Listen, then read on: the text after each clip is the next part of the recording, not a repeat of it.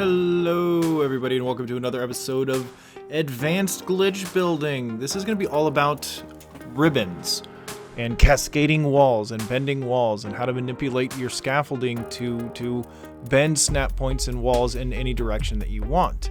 It can get a little bit complicated, but the end results can look very fancy, and I think you guys will really like some of the stuff I've done here. Some of these techniques are pretty well known, but I, pardon the pun, twisted them in certain ways to make them a little bit different. I'm pretty sure everybody knows this one right here, where you just reverse wire from the top of a short wall, pull to a center point, snap a wall into that angled wire, and continue the process over and over again. This is pretty simple, and depending on the distance away from the base of your first wall that you start with will determine the amount that it bends as you continue the process. You can also reverse this very easily by simply doing the exact same thing on the opposite side of your bend. To do this, grab an angle that is one floor length above level with the top part right where you're bending it at, and then grab a snap point from the other side. Then continue the process. As long as it's the exact same distance away from your center row of walls, you will be able to completely change the angle of your bend pretty easily and have it look very, very consistent. This works with any type of wall of any size, but the larger the size, the more distance you'll need from the center point. Here's something that I've started doing recently, and I really like some of the outcomes, is where you have multiple different starting points of multiple different rows of walls, and you curve and bend them in and out of each other. As long as you have angles that make it so they do intersect with each other at certain points, you can get some really intricate designs. As long as you maintain your measurements, write down exactly how far you are from your center row, make sure that you are changing your bends at the exact same point. Everything can come together and look really nice depending on what you want it to look like. If you want to slowly bend a row of floors on its Z-axis or have it twist as it goes straight up vertically, here's a little technique that I like to use. Grab a snap point at the top of your first wall, and then grab a 90-degree snap point from there, and then a 90-degree snap point from there.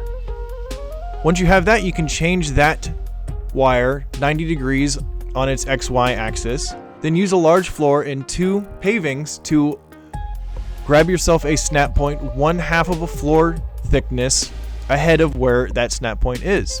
Once you grab that, you reverse wire from that, pull up to the top of your line, pull up to the top of that wire, and then pull horizontally from your first point to the start of your second wire. And that will give you a tiny little wire that you're going to use to reverse wire to from the top of your previous wall to the near side. That will give you a slight angle change to that snap point. Then you can save that snap point because you're going to want it later. Go ahead and put another floor in there after you delete your wire. And you can see you have a very slight change. If you repeat this process time and time again, you will have a vertical row of walls that twists. This works with any of the walls. It does look a little bit more finely tuned when you use the short walls and the half short walls, but it can be done with the large walls too. It's just not going to be as defined.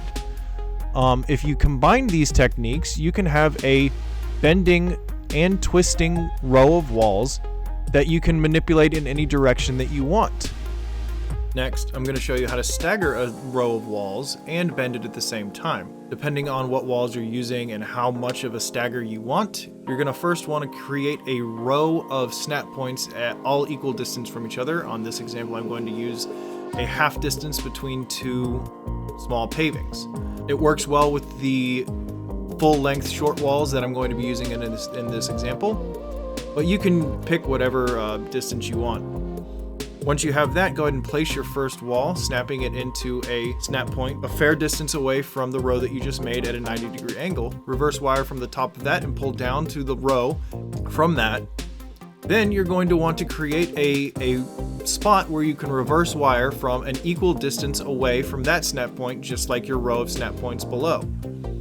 Once you have that, you can reverse wire glitch and pull down to the next spot on your row that you just created.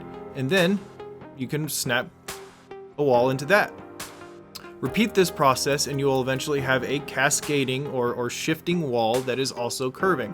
You can also apply the direction change technique I showed you earlier to this to create a cascading turning wall. You also could just continue along with the trend without changing the direction of the bend and you will eventually get a perfect corkscrew.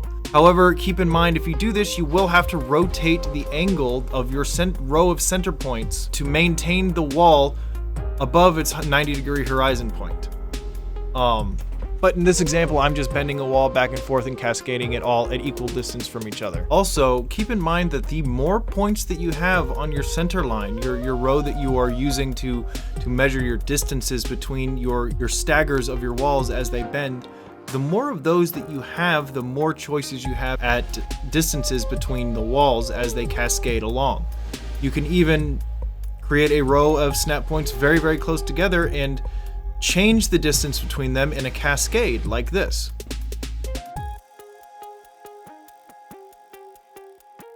Well, I hope you guys like these techniques. I really look forward to seeing what you all can come up with these. They're extremely versatile.